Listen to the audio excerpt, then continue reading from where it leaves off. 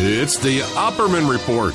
Join digital forensic investigator and PI Ed Opperman for an in-depth discussion of conspiracy theories, strategy of New World Order resistance, high-profile court cases in the news, and interviews with expert guests and authors on these topics and more. It's the Opperman Report. And now, here is investigator Ed Opperman.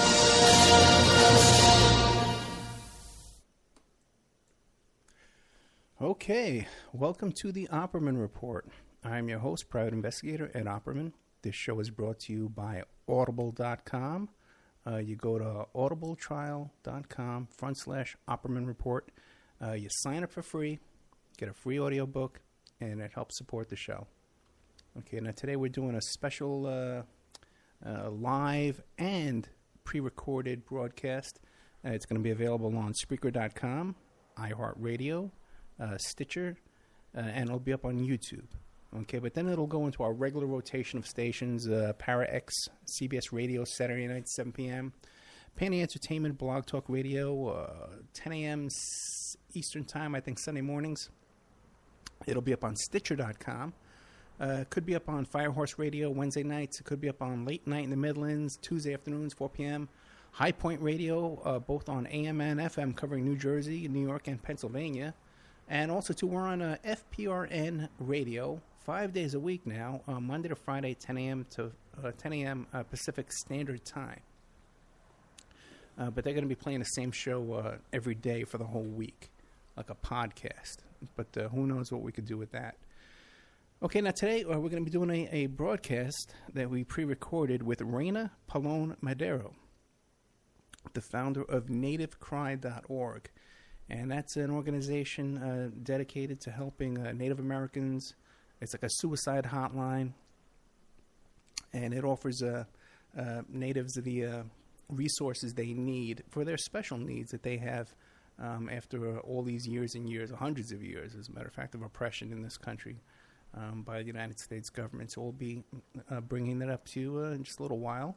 I want to give you some announcements.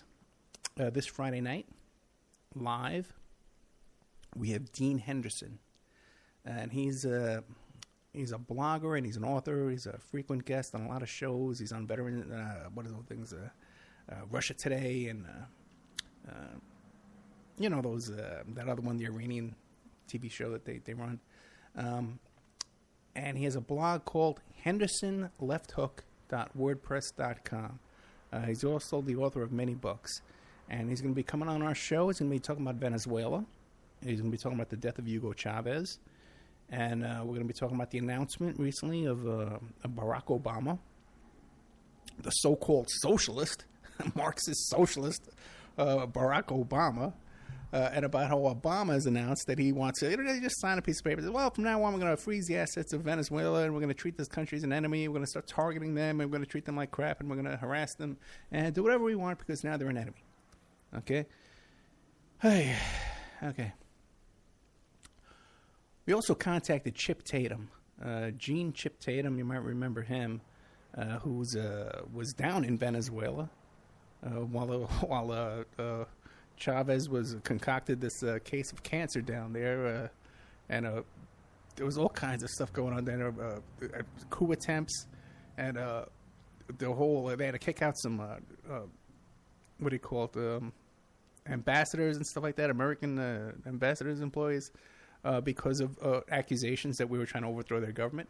And Gene Chip Tatum, who was involved with the Iran-Contra and all that smuggling, Mean Airport, all that kind of stuff, up to his neck and all that kind of stuff, the CIA operative, whatever you want to call it, claims to be like a hitman for the government back then, at least, says, hey, he left this country, he was living down in Venezuela.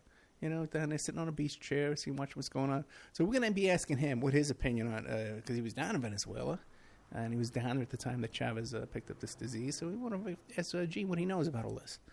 Gene is, by the way, the owner of Firehorse Radio that plays our show Wednesday nights.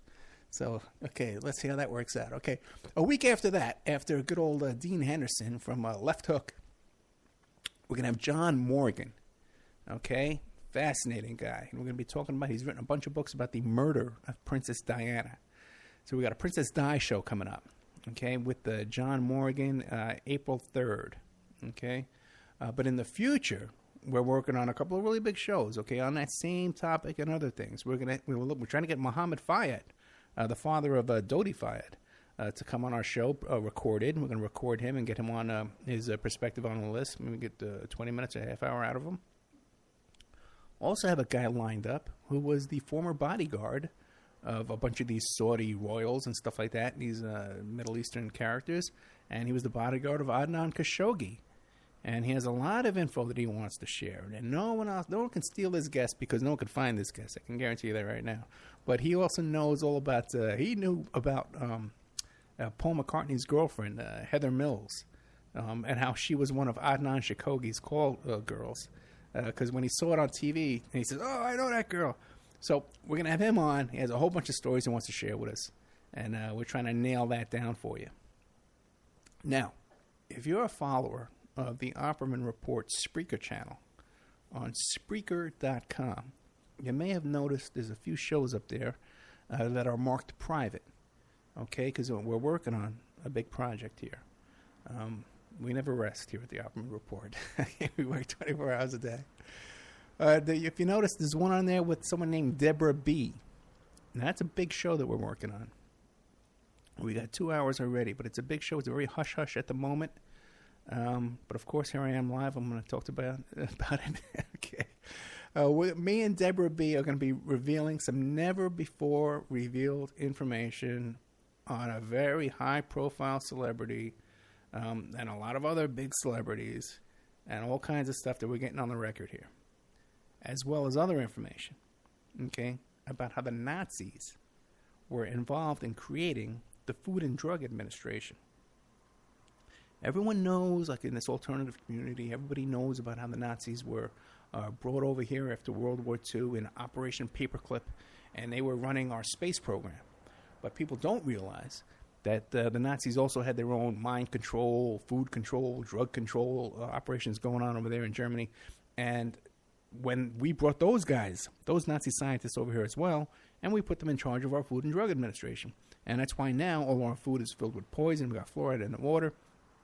And we're taking pills all day long. Not me, but a lot of people out there are taking pills all day long for all kinds of... we go into all this in detail, but that's a big show coming up. But it's marked private for now, okay? There's another show on there that's marked private, okay? And that's Nathan Lewinsky. Now, he's a private investigator. Really good researcher. He's in tune with all the kind of stuff that we're talking about here. And he's done a lot of fascinating research on the case of Deborah Spencer. Now, she's the teenage school shooter from 1979 that was one of the first school shooters. This is way back in 1979. She was a female, a girl, and high school age herself, and she lived across the street from a little elementary school, and she shot a bunch of, she shot the principal, she shot the maintenance worker, and shot a couple little kids but didn't injure them. Okay, fascinating case. Now, this case was the inspiration for the Bob Geldof song, or we should say Sir Bob Geldof, because he's been knighted since then, of that song, I Don't Like Mondays. So, obviously, there's more, there's so much there to delve into, and suspicious activity, and Sir Bob Geldof, and this song, and this young girl, mind control kind of stuff. Who knows what's going on? We did a whole show about that. I think we did about an hour, and I'm trying to get a hold of either Deborah Spencer from prison, or one of her relatives, or someone close to the case, maybe an attorney, and we'll do another hour, and we'll put that together, and then we'll make it available to you. Got another show coming up. Tried to record it today, but things came up. I did a live interview today with Christopher Everhart over on Truth Frequency Network, or Truth Frequency Radio. And we were talking about the Epstein case and stuff like that. We went on for about an hour and a half. So I was planning to do an interview with Kelly Banaski. She's a true crime writer, and she has a program where she helps prisoners that are in prison right now. And she's corresponded with a lot of big famous prisoners like Drew Peterson and Richard Ramirez, the Night Stalker. And she has a lot of information that's never been published before. You've never heard about it in the media before, especially about Drew Peterson. because she actually got a letter from Peterson where, where he makes admissions. He admitted stuff to her. And she's tried to get it out in the media. She's tried to hand it over to people, but it's gone nowhere. She's a correspondent with Richard Ramirez. And she also has another situation with a guy that she knew even before this, that he killed someone and ate their heart. So it's right up our alley. It's the kind of stuff that we're all into here. True crime and conspiracy and stuff like that. These are all kind of shows we're producing for you. But for now, they're being held in private on Spreaker.com. So if you want to keep an eye on that kind of information, you want to go to Spreaker.com, Opperman Report, and follow us on there so you can keep an eye on when we're going to be releasing this kind of information to you. Because here's what the plan is. We're going to get about 10 or 15 shows up there in private. Okay? And then we're going to be offering a subscription package of about $7 a month. And then you can have access to all those private shows that I'm producing during the week. Unedited stuff, behind-the-scenes stuff, and lost episodes. That's stuff that we don't have up on YouTube or Spreaker or iHeart at the moment. Okay, we'll be adding a bunch of shows on there as well. We're going to be doing another Paul is Dead show. The response to our Paul is Dead show was enormous. And so we're going to be doing another show on that, at least one more show, with different guests. Maybe we'll even have Dave McGowan come on, because he's rabidly, he hates that theory Paul is dead. He goes crazy when you mention it. It's like Niagara Falls, okay? So maybe we'll get Dave McGowan back. We love him. Everything he does, I love everything he does. Almost everything he does. But Paul is dead, man. You mentioned Paul is dead to Dave McGowan. It's like Niagara Falls, step by step, inch by inch. Okay, so let's see what happens with that. But we're going to be doing more Paul is Dead shows. We're going to be doing more Moon Hoax shows. We got a huge response with that. So we'll be bringing on other guests, We can't do a Moon Hoax show or a Paul is Dead show every Friday night live, out over all the big stations. Because people are going to say, what the heck is this? And we're doing the same thing every week. But we can do more produced shows with several guests on a specific topic and get them in there. Niagara Falls. Victoria's laughing at me when she walks in. Okay. But we can do pre-recorded shows, produced shows on these topics with multiple guests that I can edit them all together. And those will be available in the archives, in this hidden section on Spreaker that people can go there, download them, plus download all the other stuff. The after shows. A lot of people never hear the after shows, because they just listen live on the radio. They don't hear the after shows. Other unedited stuff, lost episodes. Okay, get this. There was an episode that we did on Shake and Wake with Rick and Annie. It was the last episode we ever did on that station, by the way, where Rick kept bursting into the show, and at the end of the show, he started singing in the middle of my interview with my guests. Okay, now that's worth $7 alone. Just to hear that one show, that's worth $7. So what we're asking you to do is to consider all this produced shows that we're going to be doing, and help us support us by buying those shows for a subscription of $7 a month.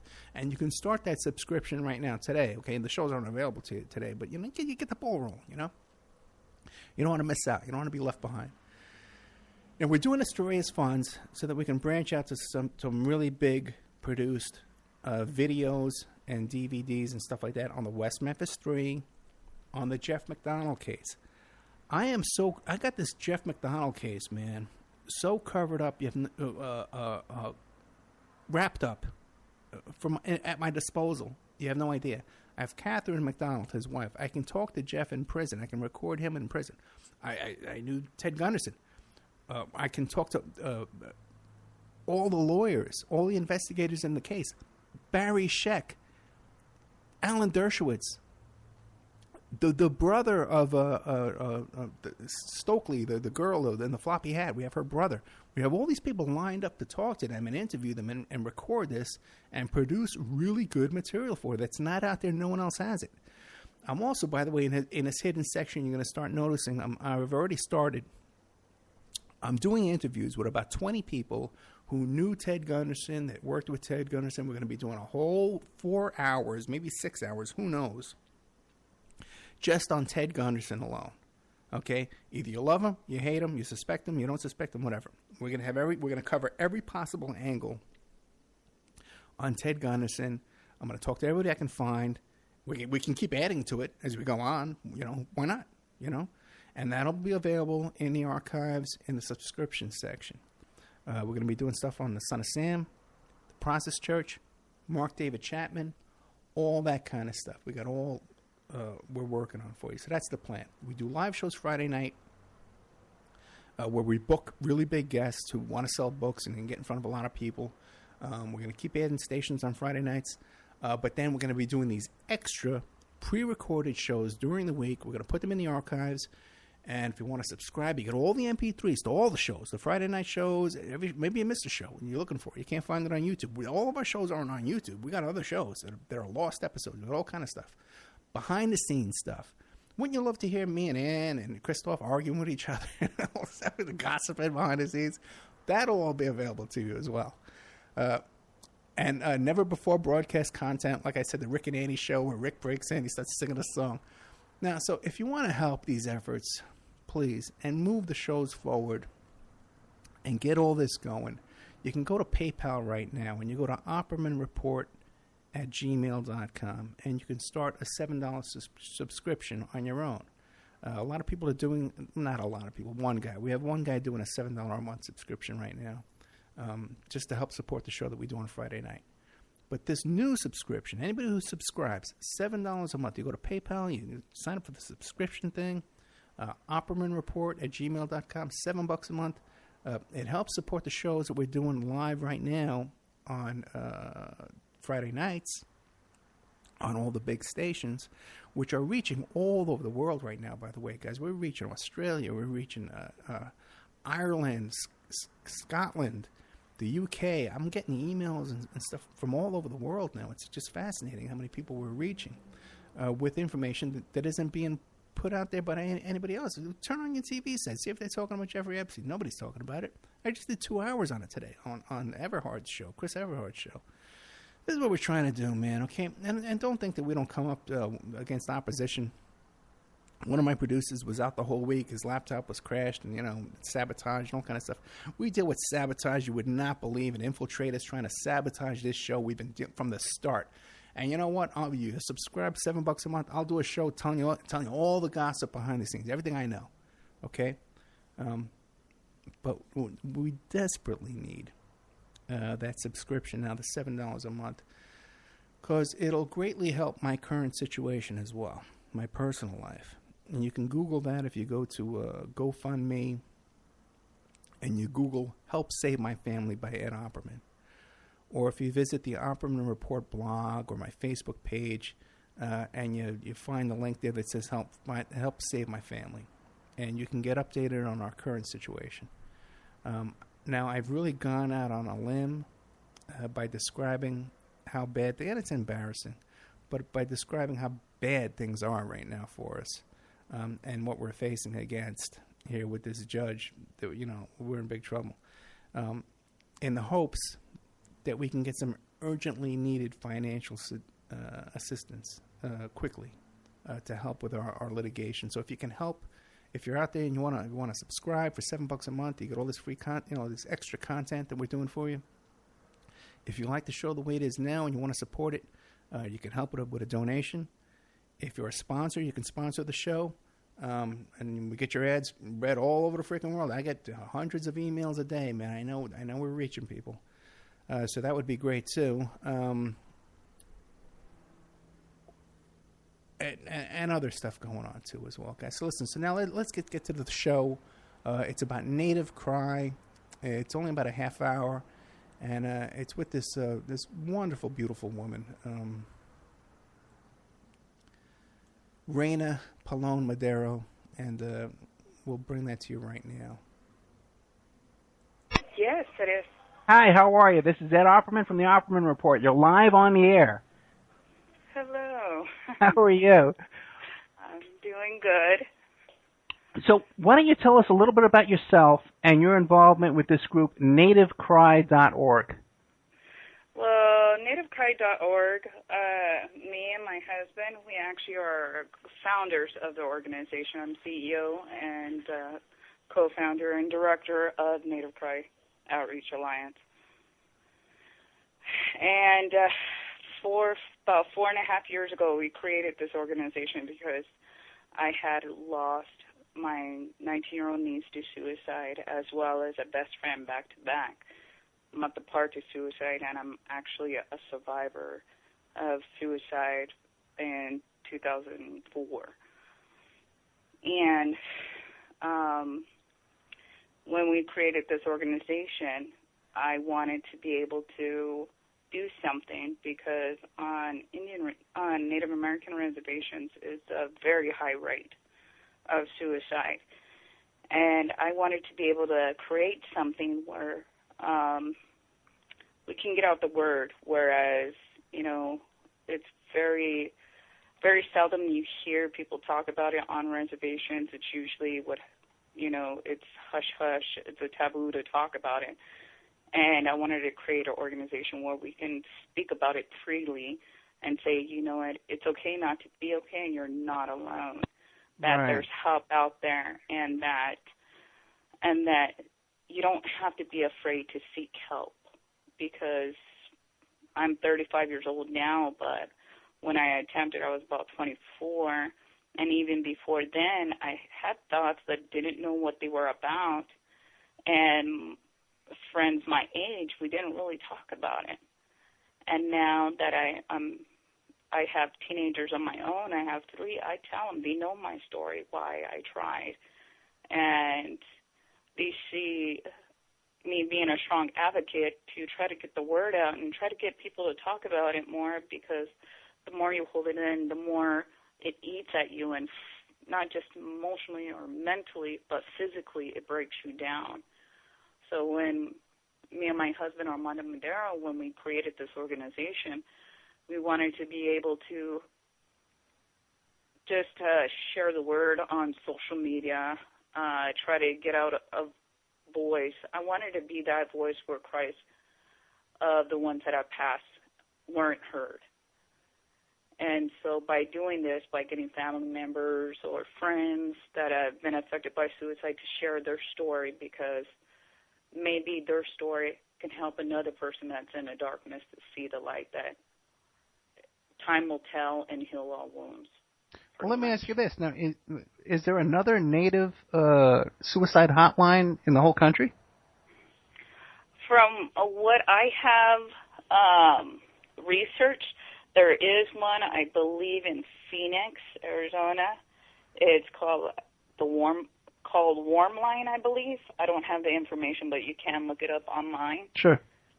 And the last time I heard that, they were going to connect with the National Suicide Lifeline, but I don't know anything else what it came from it. Yeah, last year, right around Christmas Eve, I lost a 19-year-old friend, a young girl, to suicide as well. Mm-hmm. And it's probably the most devastating thing to see a young person, 19 years old, do something so drastic. Yeah. Yeah, it's heartbreaking, and even when I see her picture, it's just heartbreaking, So I really commend you on the work that you're doing. Now, who do you have manning the lines now? We don't have hotlines. All the information we give out is mainly for if they need somebody to call. What I try to do is pretty much be a directory. If they need a call, a 1-800 and they inbox me, because we run off of a Facebook fan page, but we do have a website at www.nativecry.org, and that's where they can also send donations. And what donations does, it helps with keeping the website alive. For me to go to talk to different venues on my story, as well as sharing the 2 PSAs that we created to be able to share that message out on YouTube. And so when it comes to that aspect, we just try to connect with the other organizations, bridging an alliance pretty much. If somebody lives in, let's say, South Dakota right now, they're having a very hard time, and I am trying to get as much help out there on my own free will because they got struck by, I believe it's the number of 6 individuals in 1 week that committed suicide. And right now I'm trying to bridge alliance with other organizations to get help out there, to get their youth or whatever adults are out there that need that help, that they don't have to take that long, dark road, that path, that there's help out there. And they just got to seek it and see that if they feel that leaving this earth is to help their problems go away, you got to know it may go away for them, but it makes their families hurt and pain just begin. Yeah, and it's such a loss. It's such a waste for a young life to be snuffed out at 19 years old. My producer here, Ann Francis, she's Native herself, and she's saying in the chat box here that she wants to volunteer for your organization. She's so we just mentioned. What I do is I try to get as many. I have a total of on our fan page, pretty much on Facebook. I have different kind of admins all over the map, pretty much, that help man the fan page. Pretty much, we try to put up positive quotes, positive stories, somebody sharing their stories, pictures that can show them strength, empowerment, just great affirmations, and it takes a lot of energy to actually make sure what's filtered, what's clean enough, and what will boost morale. Because a lot of times with youth, or speaking from experience myself, I am Native American. I grew up on the reservation for all my life. And not knowing and not being educated of myself, of knowing depression's out there, and it hits in all different forms. And you don't know when you have lack of sleep late at night and you're waking up 2, 3, 4 times a night because your mind is racing, that it is a form of depression. Or you don't want to get out of bed, or you start binge eating, or just so many various of different symptoms of depression. Nobody taught me that. I learned all on my own until I started going to groups for survivors or for domestic violence. It all varies. Somebody just doesn't wake up in one day and say, you know what, hey, I'm done with life and I'm going to commit suicide. It stems from the past, whatever brought that individual up to that point. That's so true, and just the regular people, just walking along in life, when you run into somebody and they seem like they're angry or in a bad mood, it just you have to be more intuitive that maybe something's drastic is going on in their life, and rather than reacting with the negatively and with anger, try to have some sympathy and because God forbid that person would go on and do something final, and it's such a strong and hard situation to even come across, to even if you have a loved one and you got to ask them because they're depressed and you have to ask them, hey, are you thinking about killing yourself? That's hard to ask your loved one, but I'd rather ask that point blank out to my child, God forbid, or my husband or somebody and say, are you thinking about killing yourself? And if they pause and they don't, and they're not thinking about it, or they're thinking about it, and you have to ask them, how are you going to do it? When are you going to do it? Right, do you have a plan? If they don't have that plan, they're not going to do it. So from there, you got to actually try to get them help. Let it may be domestic violence. There's organizations out there, sexual assault. There's groups out there. For alcohol abuse, drug abuse, there's organizations out there. Well, then, okay. Like I said, it's not just one thing. It might be one small trigger that might snap an individual, but you got to see, okay, go back, be pretty much a detective and see what led him up to that. So if someone were in crisis tonight and they're listening to this tonight, how would they contact you? What number would they call? How would they email you? If they're in crisis and they don't feel comfortable, I say if they don't feel comfortable calling an individual, or if they want to reach out to me and they don't want to talk to me on the phone, they can go to Native Cry fan page, because everybody has Facebook.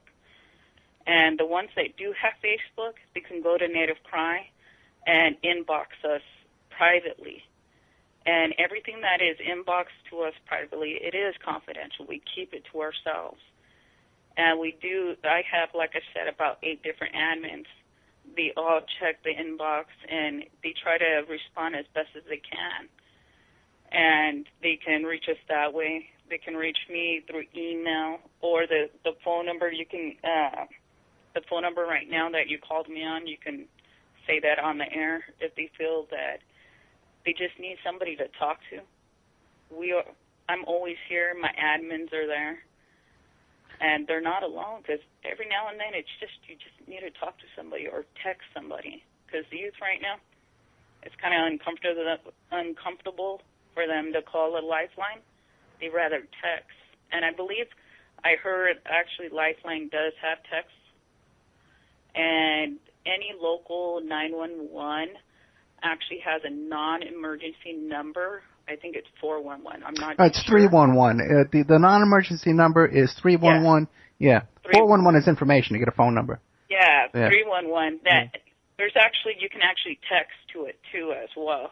Certain states do allow that as well. But we can be reached all social medias. We do have Twitter too, that individuals can reach out to us as well. So basically, you're trying to help with suicide prevention, like substance abuse and domestic violence.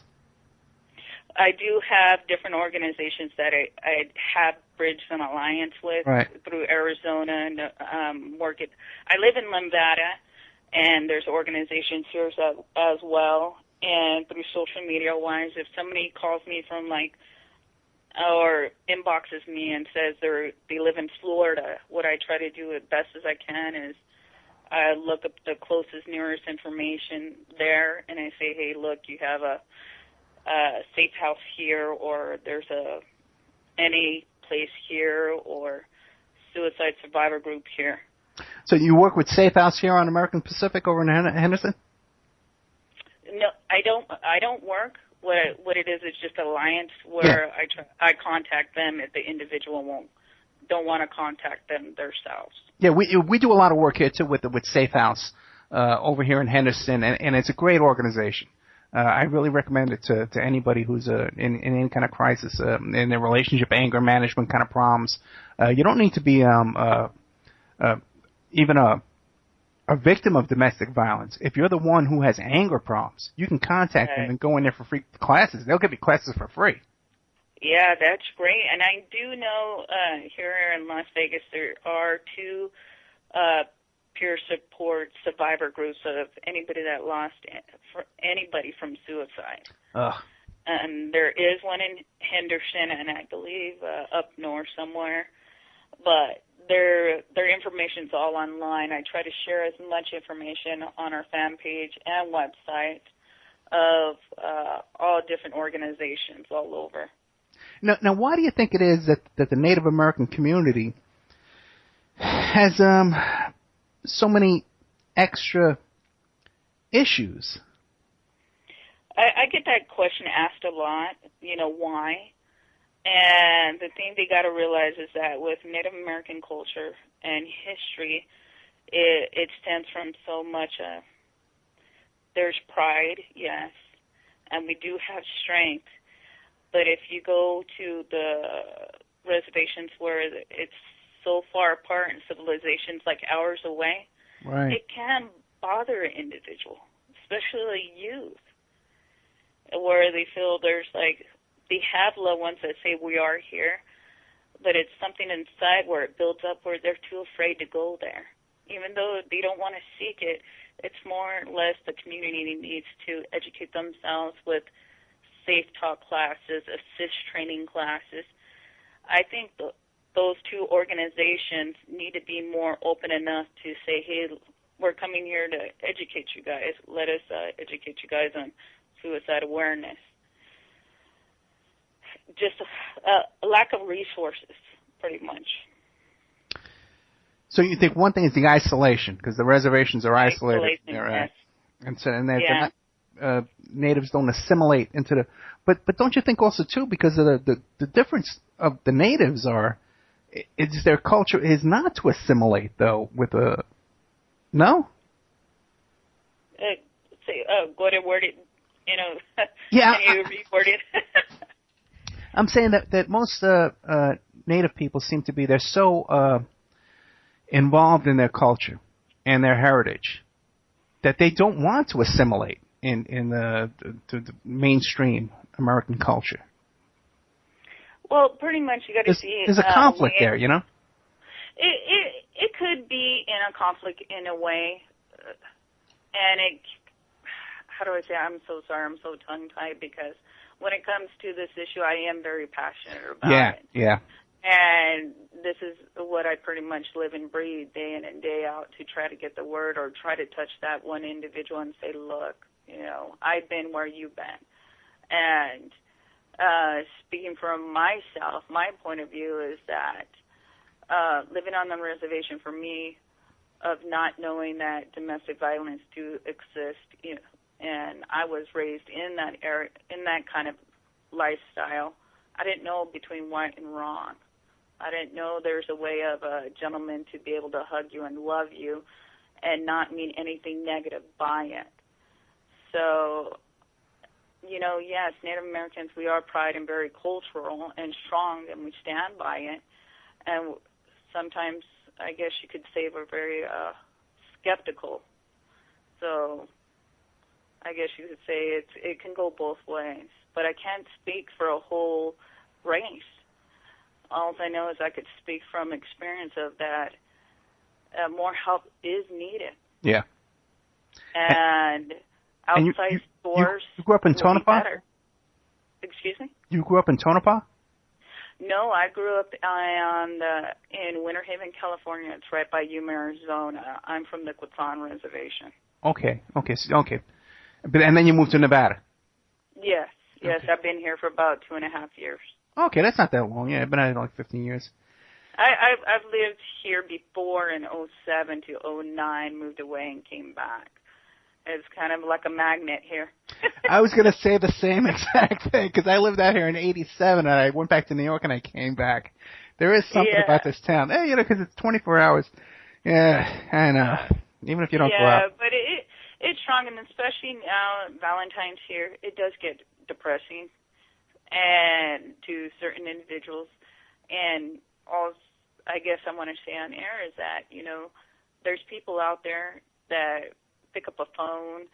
If you feel like you don't want to call somebody and have them know about your business, go to text whoever you do talk to because they will respond.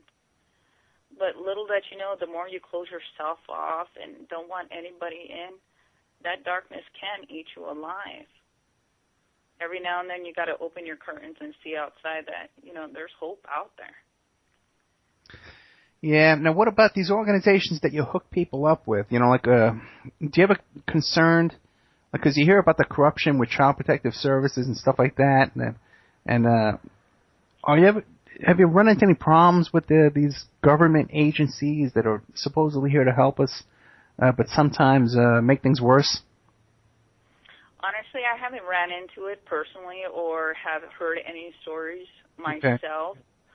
But honestly, the organizations I try to collaborate with and bridge an alliance are ones that have the same vision as Native Cry. To be able to say, look, there's help out there. We're all out there. I mean, there's so many PSA videos with other Native Americans that have made.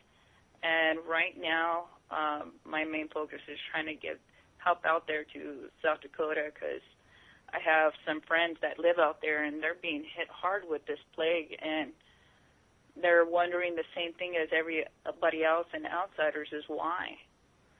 I have a friend out there, too, in South Dakota who's also Native, just coincidentally, because she's a friend of mine. She's helping me with my book cover. And I wasn't aware that there was that much of a high suicide rate going on there in South Dakota, because you would think with all the new jobs and all the stuff going on down there, the boom town, all the successful stuff going on, that is that being shared with everyone, or you think maybe the natives are being kind of pushed aside from that? No, it's being shared. I mean, like I said, social media is a very strong engine, and the individuals that I do collaborate with, we're all pretty much asking for prayers out there that for the families that are losing these individuals. And more or less, whoever does call out there to offer their help, their services, or just somebody to shoulder to cry on, they're welcoming it. Yeah, that's so true, man. You know, it says just, when someone's in trouble, when they're really down, just bring them a glass of water, and just sit there and talk to them and just be understanding and non-judgmental. These little things we can do to live like human beings with each other. Oh, boy. Yeah, it's a strong, hard topic, and like I said, me and my husband created Native Cry Outreach Alliances because we wanted to be able to be that voice for the ones that their cries never got heard, because when I was in that dark place myself, I just wanted somebody to hear me. I mean, I tried to call like so many people, and they were busy, yes, but when I took that extra step, that was on me, and it was just a cry for help. And I'm glad I got that help, and to be able to tell that story today, I hope whoever's listening to hear that, domestic violence, sexual assault, abuse, rape, what have you, you can walk away from it, and you can survive it. Yeah, the signs now. Yeah, thank God for that. Okay, and thank God for nativecry.org. And the number you want to give out is the number you gave me? Yes, and there's also on Native Cry, there's a donation button on the website, and that helps fund us to be able to keep our website up, keep individuals motivated. And like I said, if they don't feel comfortable and they don't want to call myself, they could always email me at rayna.madero@nativecry.org or gmail.com, and I'm always a button away to respond. And Native Cry's fan page on Facebook, there's about 2,500 community members on that fan page that they're there to motivate you, give you any advice. I have psychologists on there that always chime in and help the individual when they feel like they're in a dark place. Okay, great. Thank you much. And we're going to try and do as much as we can, too, to promote your organization as much as you can here at the Opperman Report and get you out there and have you on as often as we can as well. So thank you so much for coming on tonight, Rayna. And from nativecry.org, and your organization is doing great work, and we thank you very much. Oh, thank you. And anybody else that wants to volunteer and be an admin or just be a person of inspiration to others, go ahead and check out our fan page. Like I said, it's very active, and our website, and we're always welcome to anybody that wants to help. Okay, thank you so much. All right, have a good night. Good night. Okay, well, it's another adventure with the Opperman Report here tonight. Kind of some, I don't know how to describe it, some rough waves, okay, this evening. We had Mark Schwartz from truthfunders.com. We had the professor there with his experiment he wanted to promote. And then we had the Space Boy with his thing. And just want to remind everybody that we're trying to keep the show free. We don't want to go to a paid podcast kind of situation. So we're trying to keep everything free. So one thing we can do to avoid charging for a podcast or charging for the archives and that kind of thing is if everyone listening can subscribe to the YouTube channel, Opperman Report YouTube channel, and subscribe, and hit those, the views on there so we can get some cash from AdSense and from Google and have them fund the show instead of the money coming out from our own pockets. But otherwise, we got Truth Funders is trying to help fund us. You can go there and donate to our Truth Funder campaign, where we're trying to put on documentaries for you, the same topics that we cover here every night. We could even do a documentary about the Native Americans and all the crap they seem to be under, going on these reservations and stuff like that. That would be a great topic as well. So these are all things that we can do and support each other. I know everybody loves the topics that we cover. So if we just had the funding and the manpower and the transportation and the equipment to really cover these stories the way we'd like to. And that's what we're trying to do. So I want to thank everybody. Tomorrow we got Judith Reisman. We're going to be covering the Kinsey Report story. We got Reverend Pinckney calling in tomorrow. A week after that, we have coming up a show called with the Paul is Dead, about Paul McCartney and about how they switched him out and all that kind of stuff. We're doing that in a couple of weeks. Got Dave McGowan coming back. We got another show coming up. We have a guest coming up. We're going to be talking about Skull and Bones. So thank you all for listening to the Opperman Report. We'll see you tomorrow night.